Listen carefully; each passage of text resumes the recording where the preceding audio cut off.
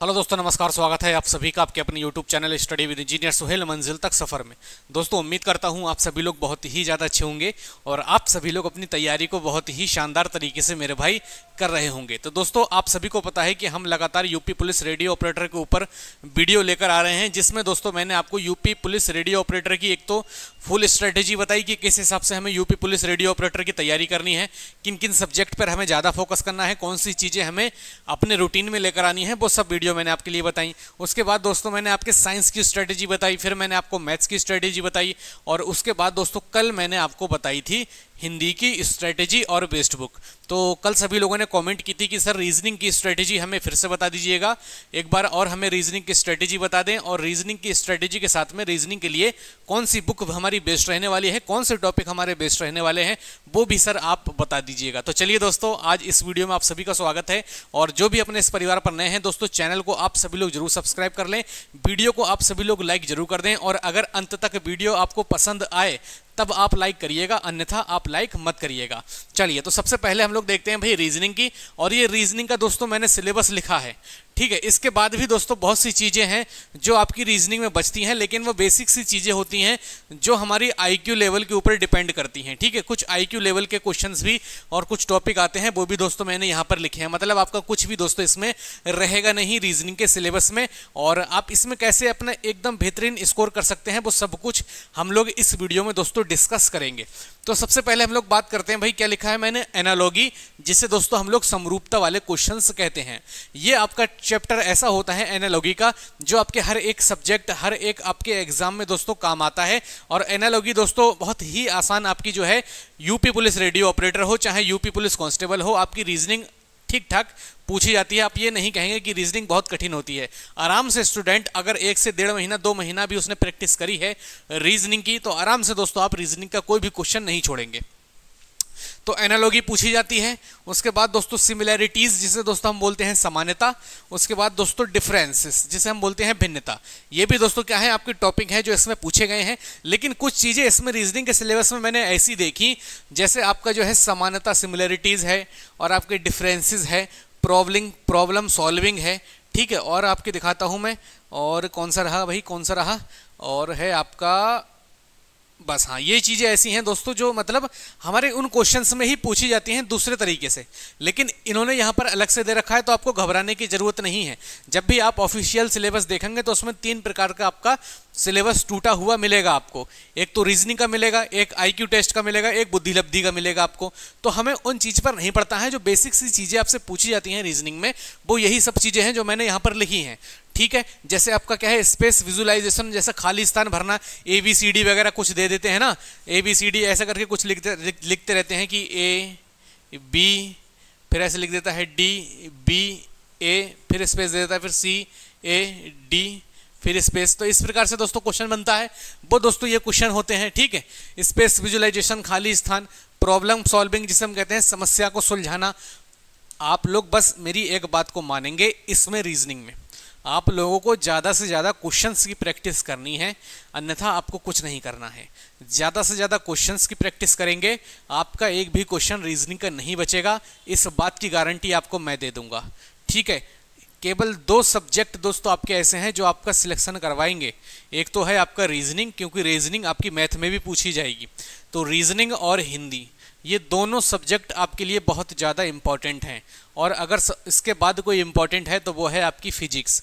ये सब चीज़ें अगर आपने कर ली दोस्तों, तो रेडियो ऑपरेटर हो चाहे वर्कशॉप हो चाहे असिस्टेंट रेडियो ऑपरेटर हो, आपका सिलेक्शन कहीं भी आपको नहीं रुकता हुआ दिखेगा, ठीक है। तो ये सब चीज़ें दोस्तों आपको करना पड़ेंगी। उसके बाद दोस्तों क्या है, समस्या सुलझाना, ये चीज़ आप पढ़ेंगे। विश्लेषण, निर्णय, ये आता है भाई एनालिसिस। जजमेंट के ऊपर क्वेश्चन आते हैं, आपको ये पढ़ना है, ठीक है। और अगर हम लोग बात करते हैं तो किसके ऊपर आता है भाई, डिसीजन मेकिंग के ऊपर क्वेश्चन आता है, जिसे हम कहते हैं निर्णायक क्षमता। उसके बाद दोस्तों ब्लड रिलेशन, जिसे कहते हैं रक्त संबंध, ठीक है। ब्लड रिलेशन में क्या कहते हैं भाई, रक्त संबंध हम लोग कह देते हैं। और ये दोस्तों आपके लिए इंपॉर्टेंट है, इस पर दोस्तों स्टार बना लीजिएगा, ठीक है।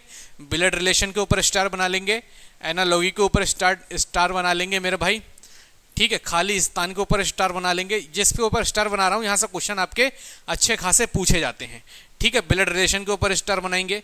इसके बाद कंसेप्ट या फिर अवधारणा और फिर क्या है विजुअल मेमोरी, जिसे कहते हैं दृश्य स्मृति। जैसे कहते हैं ना कि मैंने एक पेंटिंग की ओर इशारा करते हुए कहा कि ये मेरी मौसी की इकलौती बहन की बेटी की पुत्री है, तो मेरा उसके साथ में क्या संबंध है, बताइए मेरे भाई क्या संबंध है। तो ये क्या होते हैं कि स्मृति के ऊपर डिपेंड करते हैं।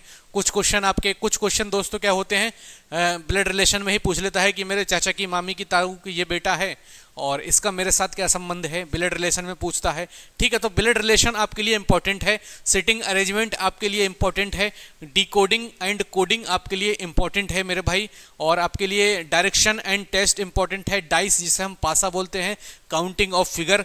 तो ये सभी चैप्टर जो हैं आपके लिए बहुत ही ज़्यादा इंपॉर्टेंट हैं आपकी रीजनिंग में। ठीक है, और आपकी क्या है भाई अल्फ़ाबेट या फिर वर्णमाला पर आधारित प्रश्न, जैसे आप सभी लोगों ने पढ़ा होगा। हम लोग इसमें जब देखते हैं तो एक फार्मूला आप सभी ने पढ़ा होगा, ई ज्योति। ठीक है, क्या होता है इसका 5, 10, 15, 20 और 25। ठीक है, बाई किस नंबर पर 25 पे, टी कितने पे है 20 पे है, ओ 15 पे है, जे 10 पे है, ई 5 पे है। तो ये क्या होता है, ये आपका वर्णमाला वगैरह चैप्टर है, कोडिंग डिकोडिंग वाला चैप्टर है, उसमें आपका ये बहुत इंपॉर्टेंट आपका जो फार्मूला हो जाता है और इसकी हेल्प से हम कई क्वेश्चंस को बनाते हैं। ठीक है, तो अगर जब भी आप कोडिंग डिकोडिंग वाला चैप्टर पढ़ेंगे तो सबसे पहले आपको ABCD की जो आपके ABCD की जो नंबरिंग है, ठीक है, जो उनकी पोजीशन है वो याद होना चाहिए इस चैप्टर को करने से पहले। ठीक है, तो वो सब कुछ आपको जब वहाँ से भी आप रीजनिंग पढ़ेंगे वहाँ से आपको क्लियर चीज़ें होती रहेंगी। ठीक है, अगर हम लोग बात करते हैं भैया काउंटिंग ऑफ फिगर, ठीक है, काउंटिंग ऑफ फिगर, इसमें दोस्तों कैसे क्वेश्चन बनते हैं, आपसे ऐसे करके दोस्तों एक कोई भी चित्र देगा, ठीक है, ऐसे करके, और आपसे ऐसे करके पूछेगा भैया बताइए इसमें कितने त्रिभुज हैं। ठीक है, इस प्रकार से फिगर दे देता है हमें, और किस प्रकार से दे देता है, और भी कई प्रकार से दोस्तों क्वेश्चन यहाँ पर बनते हैं काउंटिंग ऑफ फिगर में। ठीक है, आपके इस प्रकार से बना देता है भैया, ऐसे कर कर ये लीजिए, ठीक है, ऐसे कर कर बना के फिर ऐसे कर देता है, फिर ऐसे, मतलब इसमें दोस्तों बहुत अच्छे अच्छे क्वेश्चन आपके पूछे जाते हैं। किसमें भाई, काउंटिंग ऑफ फिगर में, इसमें कितने त्रिभुज हैं। इसी कोई भाई अगर उसे और बढ़ाना होगा तो यहीं पर वो और जोड़ देगा और यहाँ से फिर कर देगा भैया वो ऐसा कर कर, है नहीं, कहेगा इसमें बताइए कितने त्रिभुज हैं, और बढ़ाएगा तो वही यहाँ पर और जोड़ देगा, फिर है नहीं, यहाँ पर जोड़ देगा। अब पूछ लेगा बताइए इसमें कितने त्रिभुज हैं, या फिर दो वाले भी पूछ सकता है आपसे ऐसे कर कर, ठीक, ऐसे कर कर भी आपसे पूछ सकता है कि सर बताइए इसमें कितने त्रिभुज हैं। और एक क्वेश्चन दोस्तों और है बहुत इंपॉर्टेंट ही इसी में, उसमें क्या हो जाता है, उसमें और दोस्तों एक जुड़ जाता है ऐसे कर कर, ठीक है, ऐसे पूछ लेता है इसमें कितने त्रिभुज हैं। तो इस प्रकार से जो क्वेश्चन आते हैं वो सभी किसके होते हैं भैया, काउंटिंग ऑफ फिगर के होते हैं, और ये भी आपका इंपॉर्टेंट होता है मेरे भाई। ठीक है, बाकी कोडिंग एंड डिकोडिंग वाला चैप्टर है, ये कोडिंग एंड डिकोडिंग वाले में लगता है ई ज्योति वाला फार्मूला, और यहाँ से हर एक क्वेश्चन आपका बेहतरीन तरीके से निकलता है। उसके बाद देखते हैं डाइस या पासा। आप सभी लोग लूडो खेलते होंगे, लूडो में जो दाना होता है उसी को हम बोलते हैं डाइस, या हम बोलते हैं उसे पासा। इसमें पूछता है, जैसे लूडो में अगर पूछता है कि पासे में जो फ्रंट पर है वो 6 नंबर है, ठीक है, पासा आपका कैसे बनता है भाई, पासा ऐसे तो बनता है ना आपका, पासा आपका ऐसे ही बनता है, पूछता है फ्रंट पर 6 है तो इसके विपरीत नंबर क्या आएगा। ये सभी क्वेश्चन किसमें होते हैं, पासे में पूछे जाते हैं। तो पासा भी दोस्तों आपके लिए इंपॉर्टेंट रहता है, और एसएससी में भी दोस्तों यहाँ से क्वेश्चन पूछे जाते हैं बढ़िया पासे में। ठीक है, तो ये सभी जितने भी मैंने चैप्टर लिखे हैं सभी इंपॉर्टेंट हैं। उसके बाद डायरेक्शन टेस्ट जिसे हम कहते हैं भाई दिशा परीक्षण, इसमें दोस्तों क्वेश्चन कैसे बनता है, क्वेश्चन बनता है इसमें भैया सबसे पहले सुहेल भाई स्टार्ट करते हैं चलना, ठीक है, वो पहले पूरब की ओर चले भैया, कितने किलोमीटर, 5 किलोमीटर। उसके बाद वे अपना लेफ्ट लेते हैं और 3 किलोमीटर चलते हैं, तो वो इधर चलेंगे, लेफ्ट लेंगे भैया, ठीक है। फिर वो क्या करते हैं, फिर वो राइट लेते हैं अपना, फिर चलते हैं 2 किलोमीटर, तो वो 2 किलोमीटर इधर चलेंगे। पूछता है कि अब वो किस दिशा में देख रहे हैं, तो भैया वो तो अभी भी पूरब की दिशा में ही देख रहे हैं। तो इस प्रकार से क्वेश्चन बनता है। अगर वो लेफ्ट मुड़ जाता तो अब वो किस दिशा में देख रहे हैं, पश्चिम दिशा में देख रहे हैं। या वो मुड़ता ही नहीं, 3 किलोमीटर ऊपर ही चलता, तो वो किस दिशा में देख रहे थे भैया, वो उत्तर की दिशा में देख रहे थे। तो इस प्रकार से क्वेश्चन आपके जो है बनते हैं। मैं सिर्फ आपको एक ओवरव्यू मेरे भाई दे रहा हूँ, ठीक है। उसके बाद आता है सिटिंग अरेंजमेंट, जिसे हम बोलते हैं बैठक व्यवस्था, और इस पर लगा लीजिए मेरे भाई 3 स्टार। ये बहुत इंपॉर्टेंट है। सिटिंग अरेंजमेंट, यहाँ से 2 से 3 क्वेश्चन दोस्तों बनते ही बनते हैं। सिटिंग अरेंजमेंट से वीडियो में भी बहुत अच्छे क्वेश्चन बने थे, तो सिटिंग अरेंजमेंट आपके लिए इंपॉर्टेंट है। इस पर दोस्तों आपको अच्छे से मेहनत करनी है, खूब अच्छे से इसके क्वेश्चंस की प्रैक्टिस करनी है, ठीक है। ए बी के मुंह के सामने बैठा है, सी डी के मुंह के सामने बैठा है, ई एफ के मुंह के सामने बैठा है, सभी लोग सर्किल में बैठे हैं, तो इसके सामने कौन सा बैठेगा, इसके सामने कौन सा बैठेगा, ये सभी क्वेश्चन आपके सिटिंग अरेंजमेंट पे बनते हैं। उसके बाद दोस्तों क्या है, नंबर सीरीज, जिसे कहते हैं संख्या श्रेणी, ठीक है। यहाँ से क्वेश्चन दोस्तों आराम से इजी बनते हैं। उसके बाद बनता है फिगर कटिंग एंड फोल्डिंग।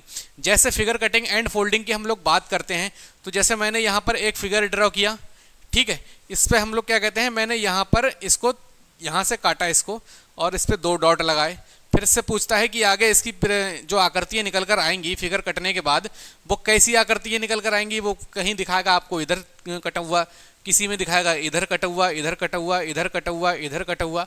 तो ये सभी क्या होते हैं, जो फिगर कटिंग एंड फोल्डिंग वाले क्वेश्चन मेरे भाई होते हैं। उसके बाद आता है Venn diagram and pie chart test, ठीक है। ये दोस्तों आप आराम से करिएगा, अच्छा टॉपिक है। उसके बाद statement and based question. Statement based question यही होते हैं आपकी कि कुछ मुर्गी जो हैं कुछ मुर्गी नीली कलर की हैं, कुछ नीले कलर, ऐसे करके देता नहीं है, कुछ नीली कलर की गेंद हैं, कुछ गेंद लाल कलर की हैं, तो अन्यथा लाल नीला से किस प्रकार संबंधित है, या फिर आखिरी में जाके पूछ लेगा ये रंग किससे संबंधित है। तो ये सभी क्या होते हैं भाई, स्टेटमेंट बेस्ड क्वेश्चन होते हैं। आसान क्वेश्चन होते हैं, बस थोड़ा सा ध्यान लगाने की जरूरत होती है, आराम से ये सभी चीज़ें बन जाती हैं दोस्तों। उसके बाद इसी में चैप्टर दिया है आईक्यू टेस्ट। वैसे तो दोस्तों मैंने ये टॉपिक लिख दिए हैं आपके, लेकिन ये पूरे के पूरे आपके आईक्यू पर डिपेंड होंगे। कोई भी क्लास वगैरह लेने की इसकी आवश्यकता आपको नहीं पड़ेगी। बस अगर हो सकते हैं दोस्तों तो प्रैक्टिस कर सकते हैं आप, या फिर दोस्तों इन्हें पढ़ने की भी ज़्यादा आवश्यकता नहीं पड़ेगी। आप जब भी एग्जाम देंगे तो ये क्वेश्चंस आप अपने आईक्यू लेवल से ही बना लेंगे, इस बात की गारंटी मैं देता हूँ, क्योंकि मैंने ऐसे ऐसे बच्चों से ये क्वेश्चन पूछा है।